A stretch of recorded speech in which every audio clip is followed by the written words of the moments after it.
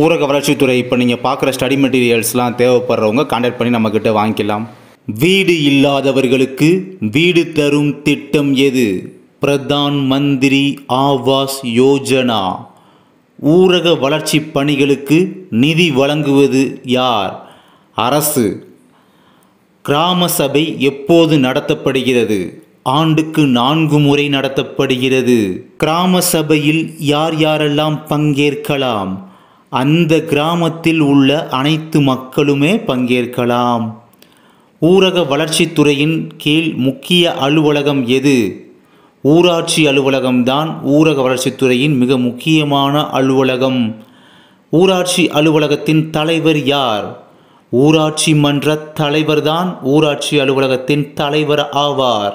தமிழ்நாட்டில் ஊராட்சி மன்றங்கள் எத்தனை நிலைகளாக உள்ளன? 3 நிலைகளாக உள்ளன. மாவட்டம், ஒன்றியம், கிராமம். அதாவது ஆர்டர் வைஸ் கொடுத்துருக்கோம். மாவட்டத்துக்கு கீழே ஒன்றியம், அதுக்குள்ளதான் கிராமம் உட்படும். கிராமப்புறங்களில் சுத்தம் மற்றும் கழிவுநீர் மேலாண்மைக்கான திட்டம் எது? ஸ்வச் பாரத் மிஷன்.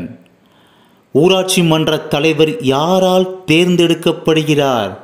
கிராம மக்களே பார்த்தீங்கன்னா நேரடியாக அந்த ஊராட்சி மன்ற தலைவரை தேர்ந்தெடுக்கிறார்கள். தமிழ்நாட்டில் ஊராட்சி மன்றங்கள்லாம் எப்போ அமைக்கப்பட்டது பார்த்தீங்கன்னா 1994ஆம் ஆண்டு தான் அமைக்கப்பட்டது.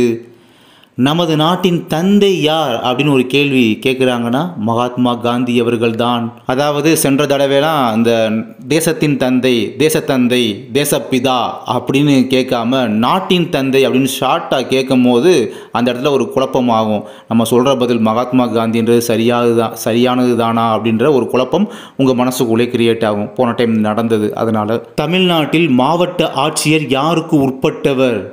ஸ்டேட் கவர்மெண்ட்டு தான் கட்டுப்பட்டவர். இதுலேயும் ஒரு குழப்பம் உண்டாகும். சென்ட்ரல் கவர்மெண்ட்டா இல்லை ஸ்டேட் கவர்மெண்ட்டா? ஏன்னா யூபிஎஸ்சி எக்ஸாம் இதெல்லாம் போகிறாங்களே, யூபிஎஸ்சி எக்ஸாம் அப்படின்றது நடத்துகிறது சென்ட்ரலில் நடத்துகிறாங்களே அப்படின்ற ஒரு டவுட்டில், குழப்பத்தில் ஒரு மாதிரியாக ஆன்சர் பண்ணிடுவீங்க, மத்திய அரசுன்னு சொல்லிடுவீங்க. அதனால தான் இந்த இதை நான் குறிப்பிட்டு இந்த வீடியோவில் காமிக்கிறேன். அடுத்து, ஊரக வளர்ச்சித்துறையின் தலைமையகம் எங்கு உள்ளது? முக்கியமான கேள்வி இல்லையா அது? சென்னையில் தான் உள்ளது. ஊரக வளர்ச்சித்துறையின் தலைமையகம் சென்னையில் தான் அமைந்துள்ளது.